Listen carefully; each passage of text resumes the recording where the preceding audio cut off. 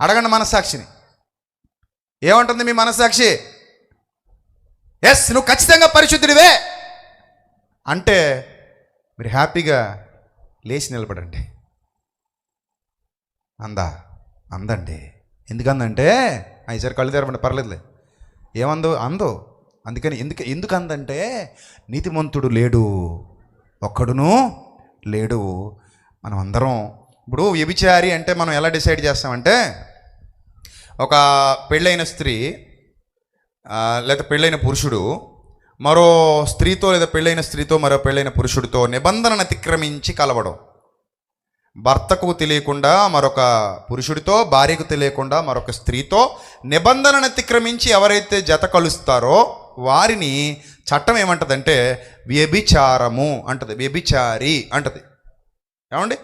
ఇప్పుడు యేసుప్రభు ఏమన్నాడంటే, అరే నాయనా, నువ్వు వ్యభిచారం గురించి వ్యభిచారుల గురించి చాలా గట్టిగా మాట్లాడుతున్నావు, మరి నువ్వు వ్యభిచారివి కాదా అని అడిగితే ఎవ్వడూ ఆ టెస్ట్లో పాస్ అవ్వలేదంట. ఆ టెస్ట్లో ఎవడూ పాస్ అవ్వలేదంట.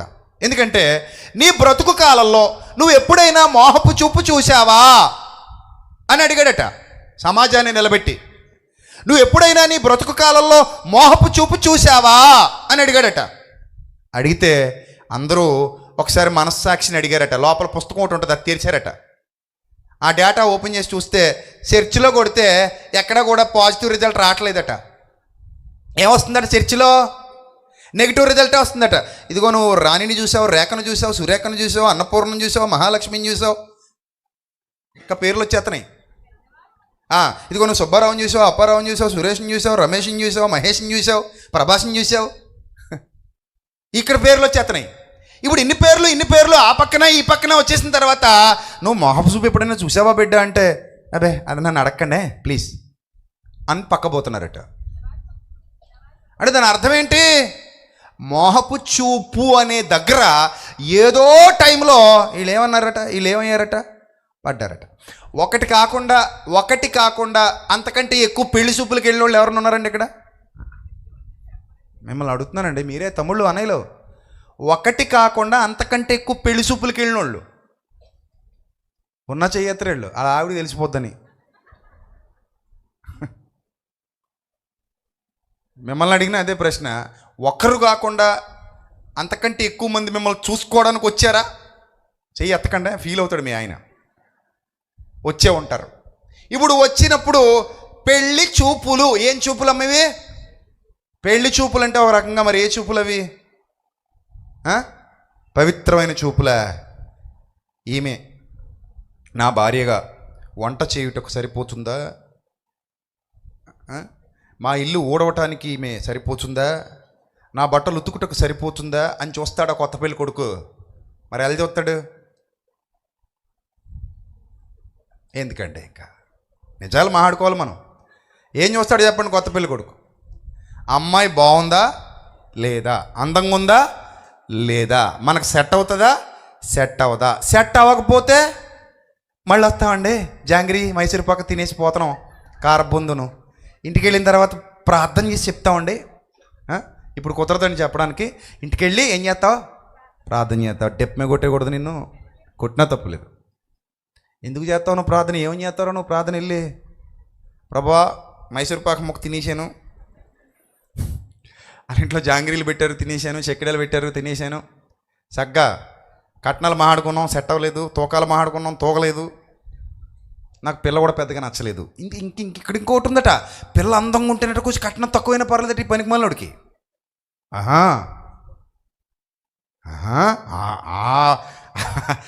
అవకాశం కూడా ఉందా బాబయ్య?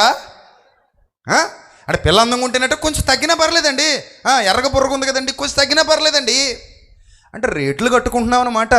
దీన్ని కూడా వ్యభిచారం అని అంటారు. దరిద్రుడా, నువ్వు బాధపడినా ఇది నిజమే.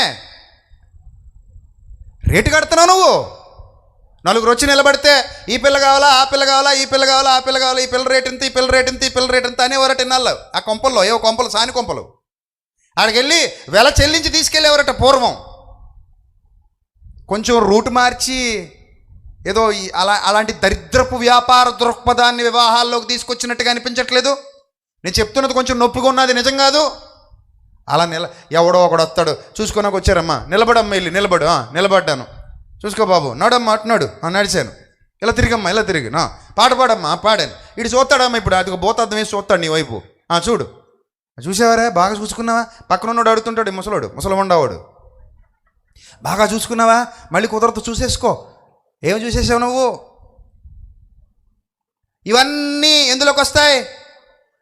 అసలు మా పెళ్లి చూపుల్లో మొహమే లేదండి అన్నవాడు, నువ్వు పెద్ద యోగివి మరి. గాలి మాటలు చెప్తారు. మన ప్రసంగికుల్లో కూడా ఉన్నారండి ఇలా గాలిగాళ్ళు. జాగ్రత్త. నీతిమంతుల వేషం ధరించుకుని నిజాలు మాట్లాడరాళ్ళు. అన్ని అబద్ధాల కబుర్లే, సొల్లు కబుర్లు. ఓపెన్గా మాట్లాడరు. ఇలాగా ఆడేదో పెద్ద పరమ పవిత్రుల్లాగా, ఏదో పరమ యోగిలాగా డబ్బాలు కొట్టుకొని నీతిమంతుల వేషం ధరించుకున్నటువంటి దుర్మార్గపు స్వభావాలు కలిగినవాడు బతుకులో ఎన్ని మోహపు చూపులు చూసి ఉంటాడో చూడ. ఇప్పుడు మిమ్మల్ని అడుగుతున్నాను, నా జీవితంలో నేను ఎప్పుడు మోహపు చూపు చూడలేదని వాళ్ళు చేయెత్తాలి. స్త్రీలు పురుషులు కూడా.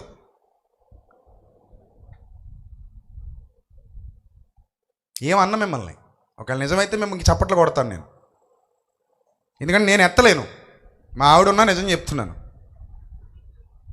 నేను తప్పు చేసినోడ్నే, ఎందుకంటే నేను కాలేజ్ చదువుకున్నా, బయట తిరిగా, ఇష్టం వచ్చినట్టుగా హ్యాపీగా ఎంజాయ్ చేసేవాడిని లోకంలో. సో కాబట్టి నేను అబద్ధాలు చెప్పను, నేను నిజాలు మాట్లాడుతున్నా. అంటే నేను ఏదో ఎంజాయ్ చేసేవాడిని అంటే తప్పుడు మనిషిని కాదండి. కుర్రాళ్ళతో పాటు సరదాగా తిరుగుతూ కామెంట్లు చేసుకునేవాళ్ళం అని, అది దాని అర్థం. రైట్. సో అలాగా నేను కూడా మోహపు చూపు చూసిన వాడిని నా గత జీవితంలో. కాబట్టి నేను పరిశుద్ధుడిని అనడానికి నాకు అవకాశం లేదు. నేను చెప్పను కూడా నేను పరిశుద్ధుడినేం కాదు. మీరేమైనా పరిశుద్ధులా? చెప్పండి, మీరేమైనా పరిశుద్ధులా? ఇక్కడ ఉన్న స్త్రీలు పురుషులు ఒకసారి మీకు మీరే ఆత్మవిమర్శ చేసుకోండి. ఎవరైనా సరే ఆత్మవిమర్శ చేసుకుంటే వారి హృదయం వారి మీద దోషారోపణ చేయడం మొదలు పెడుతుంది. హృదయానికి తెలియదంటే ఏమీ లేదు. మనం ఓపెన్ అవ్వం అంతే. ఏదో ముసుగేసుకు బతికేద్దాం అనుకుంటాం. నా అంత ఓపెన్గా మాట్లాడతారా మీరు? ముసుగేసేసుకోవాలనుకుంటారు. నేను ముసుగేసుకోను, నేను ఓపెన్గానే మాట్లాడతాను. ఎందుకంటే నా దేవుని సన్నిధిలో నేను నిలబడి ఉన్నాను. నేను నా దేవుని సన్నిధిలో నిజమే మాట్లాడాలి. నా పౌలు అంటాడు, నేను పూర్వం హింసకుణ్ణి, దోషకుణ్ణి, హానికరుణ్ణి అంటాడు. హింసకుడట, దోషకుడట, హానికరు. పూర్వం నేను మంచోడిని కాదని పౌలే చెప్పినప్పుడు నేను ఇప్పుడు వేదిక మీద నిలబడి నేను మంచోడినో అని అనకూడదు. నేను మంచోడిని కాదు. నేను మంచోడిని కాదు కాబట్టే నా ప్రభు చట్టాల దగ్గరికి వచ్చాను. ప్రభు చట్టాల దగ్గర నాకు క్షమాపణ దొరికింది. లోక చట్టాల దగ్గర నాకు ఏం దొరకలేదు, క్షమాపణ దొరకలేదు. అంతెందుకు, ఒక అమ్మాయి ముందుకెళ్ళి నిలబడి, ఏమండి నేను మిమ్మల్ని మోహం చూపు చూశానండి అన్నారనుకో, లాగిపెట్టి దవడమే కొట్టేస్తుంది. కొట్టదా? ఇప్పుడు వాళ్ళ ఆయన కూడా శిక్ష విధిస్తాడా? విధించడా? విధిస్తాడు. సో అంటే వాళ్ళు ఆ తప్పులు చేసే ఉంటారు గతంలో. కానీ ఈ తప్పు నేను చేశాను అని ఒప్పుకున్నప్పుడు క్షమించే మనసు వాళ్ళకి ఉండదు. ఎవరికి వాళ్ళు తమకు తామే నీతిమంతులని వేషం ధరించుకొని బ్రతుకుతూ ఉంటారు. అలాంటి వాళ్ళు ఈరోజు అడుగుతున్నారట. క్వశ్చన్ రేజ్ చేస్తున్నాను, పాయింట్కి వస్తున్నాను. యేసుక్రీస్తు ఎందుకు అన్నాడట ఒక ఆయన. ఏటట? యేసుక్రీస్తు ఎందుకు? యేసుక్రీస్తు ఎందుకు అని అంటే నేను చెప్తున్నాను, ఎక్కడా దొరకని క్షమాపణ మారు మనస్సు పొంది పశ్చాత్తాపం చెందిన వాడికి అనుగ్రహించటానికి యేసుక్రీస్తున్నాడు. ఆయన తప్ప మరొకడు ఈ ప్రపంచంలో ఆ విధానాన్ని ప్రవేశపెట్టినవాడు లేడు. నువ్వు మారతావా, నేను నిన్ను క్షమిస్తాను. నువ్వు బ్రతుకును మార్చుకుంటావా, నేను నిన్ను క్షమిస్తాను. యేసు ప్రభు చూసే కోణమే డిఫరెంట్.